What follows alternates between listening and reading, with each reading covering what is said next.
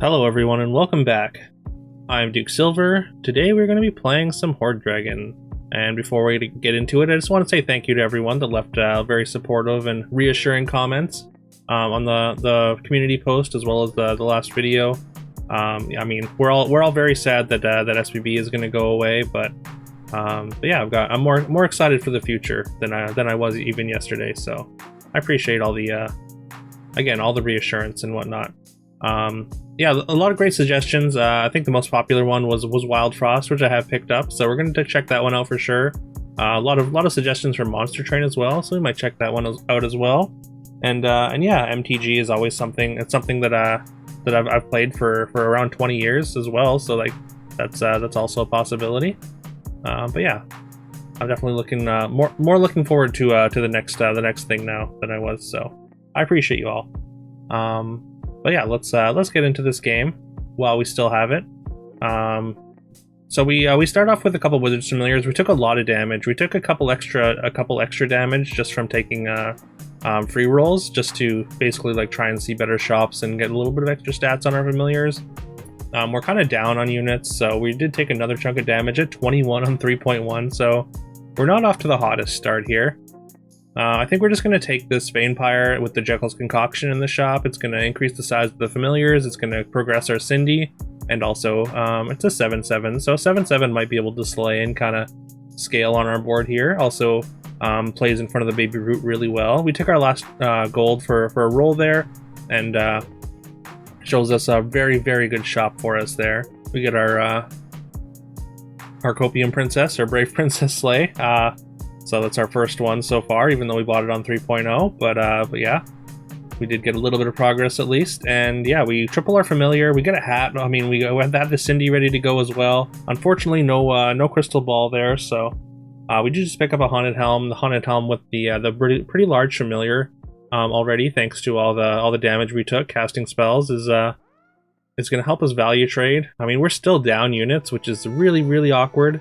Especially because we're now at 15 on 3.2, so we've taken 25 damage already. Granted, 4 of that is from our own fault, but maybe we might have taken just as much based on, or if we had less stats, but who knows.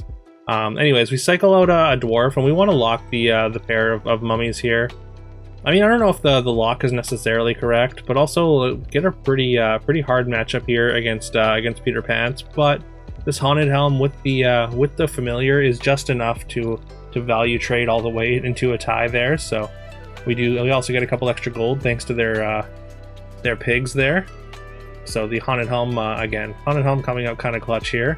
And yeah, we on 4.0 we just find a copycat and a monster book. I mean, we want to value trade with the helm, but I figured going for the copybook here, we get to cast more spells and just really lean on this Familiar. I figured that was a reasonable way to go. And yeah, we get all our scaling on our Familiar there. It's up to a 21/21. Not like exceptionally large or anything, but it is enough to win that combat, so we're happy there. I considered the Chupacabra here just because we have the mummies. Like, the mummy is actually looking a little bit awkward. Like locking for that pair, probably in hindsight not correct.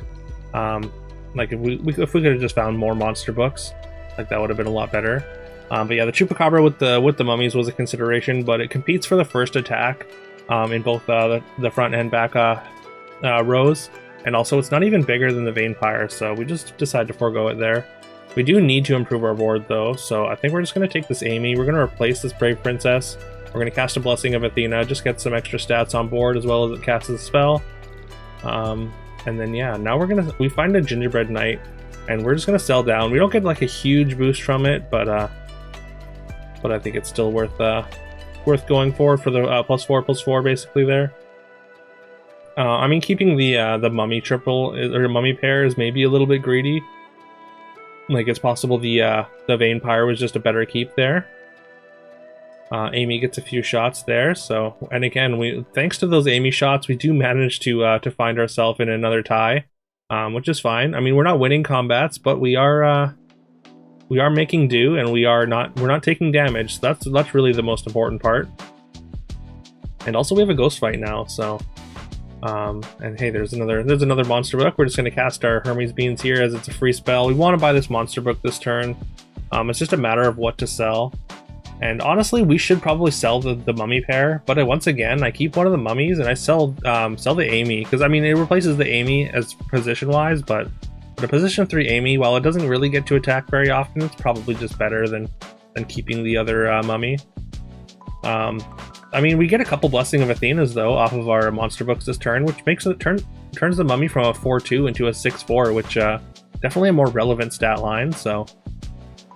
But also, like, if that was Amy, then I mean, Amy would just be like a 9-9, which is probably better, better at being attacked into by a little bit. But yeah, we're gonna pick up a apple tree here, which is gonna get to our. Basically, it's gonna hopefully reduce some toughness on the opposing board, as well as allow us to get to our monster book attacks quicker, which may or may not matter at all. I'm considering buying this Lancelot and just sharding it. There's a few decent hits on 5. I mean, if we get another apple tree, that's fine. Aeon will be alright. We end up going for the shard on the Gingerbread Knight, hoping for like a Medusa or another monster book though. And yeah, I think we're just gonna forego the Lance, just because like we don't really have a great path to get there to get the treasure. But yeah, like sorry, I was saying Aeon, Apple Tree, Medusa, or not Medusa, Siren, or Nean would all be pretty reasonable hits there. Even I guess like the pig still gives us a decent amount of stats. Alright, we get both copycat attacks here against this Loki, who is looking pretty large. We have to just like hope that our Wizard's Familiar has scaled enough to be able to get the win here. Takes the golden mummy hit, and then again we get another tie. So I mean, we're not taking damage, so we're happy about these ties. Don't get me wrong, but it's just kind of funny that we just keep getting. We're just strong enough to tie, not quite strong enough to win. But we get another ghost fight here, so we get some fortunate opponent RNG at least. We cast the cantrip onto the Chupacabra there, so we get a temporary Siren. Just, I mean, of course, we just want to cast all the cantrips we can, and I did lock these Sirens initially, but then I remembered that this Siren is temporary, so it's not going to be a triple when all is said and done next turn, unfortunately. So we did unlock and then just take a roll, and we get paid off with the golden copycat, and we're just going to sell for it this turn. We get a 5 treasure. We're just going to take Hand of Midas. We're going, or we were going to 5.1, or 5.2, so it's a little bit awkward. Like, we might just want to pick up like another copycat or something potentially. Also, we did jam the apple tree into the helm slot just to make sure we're making use of the helm, and because it has 0 power, it doesn't matter. Like for our attack order, so as long as copycat still gets to attack first, even in slot 2, and ideally in slot 2, anyways. And speaking of copycats, I was considering just buying this second copycat, but I thought twice about it. Like, I mean, finding like we would need to find another golden book for us to like really benefit from it. So we took a roll, and then we found an experience spell and decided to just go straight to level 6. There's a level 6 treasure on the apple tree triple, which we could lock for, but then we're losing 4 gold here. So I think we're actually gonna roll and find something that we can Midas instead. Like, since we went to level 6, like we might as well look for the best hit for our Midas. So unfortunately, like it's hard to pass up a level 6 treasure, but we roll and we see Scion of the Storm, which is exactly what we want. And now we've got a kind of a weird positioning. We've got both apple trees up in front, just because we don't want the copycat to attack and cast like Ride of the Valkyrie or Blessing of Athena and then have the second apple tree attack. This way, the apple trees get the last attacks on our board. So our copycat goes, and then our backline starts to go. All right, and this is a Geppetto that's been strong all game, and it's been kind of taking it to us. Unfortunately, we missed the forbidden fruit there, and we do take a big chunk of damage, down to 3. So we still, kind of failing to win combats, but we do end up finding, or we do survive here. All right, and yeah, now we Hand of Midas our Scion, which gets it immediately very large. We get a triple for our golden monster book, or triple for our monster book as well, which is fantastic. And yeah, so now with the golden copycat and golden monster book, we should be able to grow our mages like pretty well here. We might want to think about changing heroes. Like a Muerte would be like really nice. We go for a Drink Me Potion. I mean, of course, we want to cast spells. No cantrips, unfortunately. Just trying to decide on the best spell to cast this turn. We could cast the TLK on like one of the apple trees or something, but we ended up going for the Fog. We are against Pants, so we're assuming that they are going to have large Spellweavers, but of course they don't. Of course, this is the one time Pants does not have Spellweavers worth fogging. So we do win the combat though. Although like we probably should have played the Scion up front last turn, which we failed to do. But that would delay the. It not only provides a distraction for things attacking into Copycat, but it also delays the apple tree attacks. So that's something we should have been a little more mindful of. Although it does leave us a little bit more open to Dragon Scam, but I think overall it's probably better. It also what do you call it? We'd also do get more exposed to Medusa this way. But again, I think getting the Copycat attack off is a little bit just a little bit too valuable not to. All right, we find that apple tree triple finally. Alright, we cast a Pegomorph there, and the pig goes on to their Feasting Dragon, so we deny at least one of their slays there. Alright, they do get the second slay, but our Scion attacks into their Yorm, and the Scion is bigger than the Yorm here, so that's great news for us. Scion eventually trades with their Baba, but we do end up with the Familiar standing tall there, and we win. We finally get a decisive combat win and knock a player out. And now we're just in the top 2 with Geppetto, and we've got a level 6 treasure. I think we're just gonna go with the Phoenix Feather, just adding basically getting another Scion of the Storm is just too good to pass up here. And now we do need to find something to add to our board. This mouse, like playing this mouse, is definitely not what we want to be doing here. I considered the Friendly Spirit, but I just don't think it's relevant enough. Like I don't think the stat line is big enough. We need to find something a little more relevant, and I think Monster Book is that little more relevant. We also get a Forbidden Fruit there, which again we just missed that. We're just 1 unit off of their what do you call it, hippo. All right, we get a good flurry of spells here though, especially with this extra Monster Book now. So we do take out their Bearstein in that flurry of spells, which is really important for us. And yeah, this Scion with the Phoenix Feather backup is looking like it's gonna be able to weather the storm pretty easily. We win that fight again pretty decisively. Good mix of spells there. We probably need to get we could probably get out of Monkey's Paw, or we basically need to find like Hermes Magic Fiends or something like that. Some reason to justify playing down still, because like if they cast a Pegomorph, like we have such since we have the reduced unit count, like it's just more likely for a Pegomorph to just do a lot here. There's that Medusa, which we could get out of Monkey's Paw for, and that does get suggested in chat, but we do decide to just forego that instead. We end up changing heroes into Sadrak. And yeah, we find another Monster Book, which we're not going to be able to play, but we do find it. And yeah, Sadrak is a good decent little excuse to play down still, because we can have our Copycat in front of both Monster Books and guarantee that first attack, which is super important.